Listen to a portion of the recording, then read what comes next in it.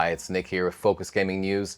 Lisbon, the SBC Summit. Simon Westbury, he's here with me, and he's representing 1xBet, new advisor on board, your second big conference. First big conference, First second big one, conference. second Don't conference. kill me, Eamon. Great. These conferences, I guess, what's the best part about them? I guess the part that moves the needle for the company, like 1xBet. What part of it is the best I part? think it's different in every conference, but I think this conference exhibition is everything. I say that, it's the complete show.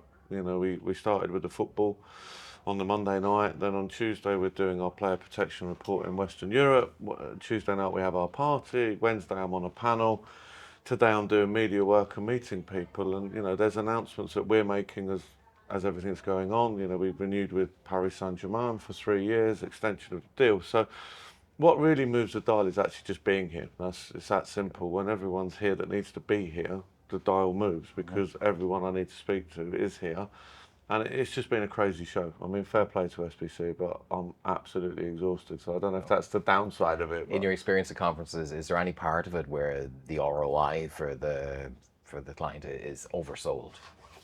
I think there's many events where you promise many things and it's not delivered. But I'm not just saying this because we're here in Lisbon. You can't say this about this event.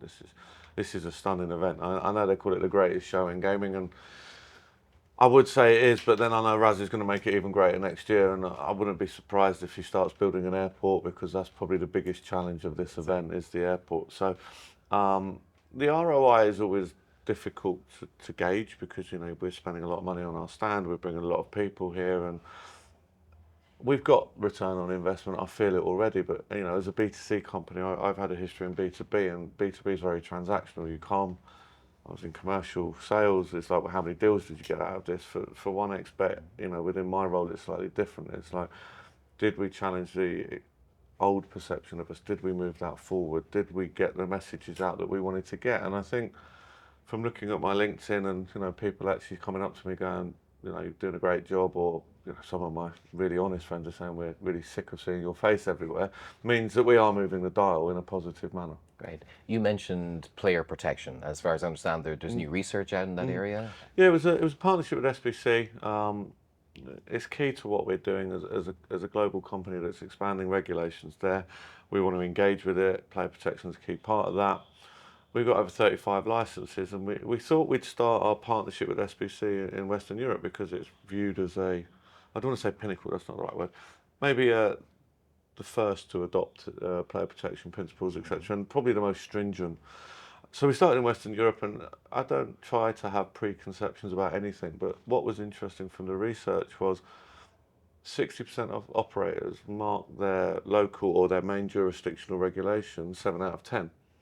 But when you delved a little bit deeper, I'm not very good at maths, so I'm not sure how this all adds up. 43% weren't, 46% were not happy with the regulation, and 23% wanted more clarity on the regulation. And there was UK operators saying they don't want to, they're fearful of engaging with the UK GC because they don't want to be seen to be stupid. We had operators in Portugal saying they want to intervene earlier, but they can't. We had operators in Sweden saying they look at enforcement to understand player protection rules, and I think that's a challenge. Regulators are becoming viewed, rightly or wrongly, as enforcement agencies, and they're not. And obviously, we're a big company. There's a lot of big brands out there, and we compete. But we want to compete in the regulated market. And if you get the regulation wrong, a lot of people go to the unregulated market, and I think that's not where anyone wants players to be. As I say often, we're in the entertainment industry, and I was on a panel yesterday and someone modified that to the excitement industry, and I think that entertainment and excitement is what we're about. But the main message from the report was clearly operators need clarity, communication and consistency. Right. And I guess what else do operators need? There's a lot of pressure on them. All of the, as you say, the enforcement is against them, right? Is there do the providers need to do anything in order to try to balance things out so it's not all on the operator? Yeah, I mean, I think, look, I've been in the B2B world for many years. This is my first rodeo, let's say, in the B2C world. And I'm not going to sit here and talk badly about the B2B world, but I think it's quite clear most B2B platforms or casino providers still make the majority of their revenue in .com. Shades of grey, let's say, some are in the black, but I think it's actually interesting in Spain. The government, the regulator there, is introducing an algorithm around player protection, and that actually kind of takes it off the operator to a level because it's actually a government algorithm around player protection. So if that goes wrong, I'm interested to see who's going to carry the can for that one. But I think it's not just B2B. I think it's a whole industry-wide thing because if if you are operating on some of the B2B platforms, let's say, you're not in a regulated market either. So it's the whole industry needs to look and address this. But there needs to be a discussion, and regulations should not hinder business. They should facilitate and help us drive business in the correct manner. Great. In November, you're going to be giving a talk again, right? Yeah, there's a webinar follow-up, Great. 12th of November. Any insights you want to give? I think Clarity? that's just really to, this event is so huge, it's so great that what we're looking to do is make sure the report is not lost in the great noise that this event has created. So we're doing a follow-up webinar, and then from that we've already announced that the next report's going to be on Africa. So I think also I can probably give a bit more detail on the 12th of November because I'll have had a bit more sleep and I'll have read the document in a bit more detail rather than just headline facts. Cool. And while we're talking about player protection, um, trust.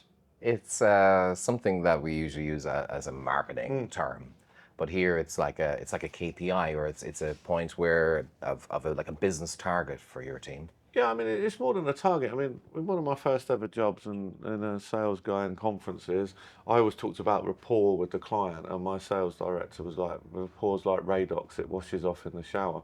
I think trust is key, and I think, look, when we look at trust, how do we build trust? And we build trust through our brand. Now, how do we do that? We work with leading sporting organisations. As I said, we've renewed with Paris Saint-Germain.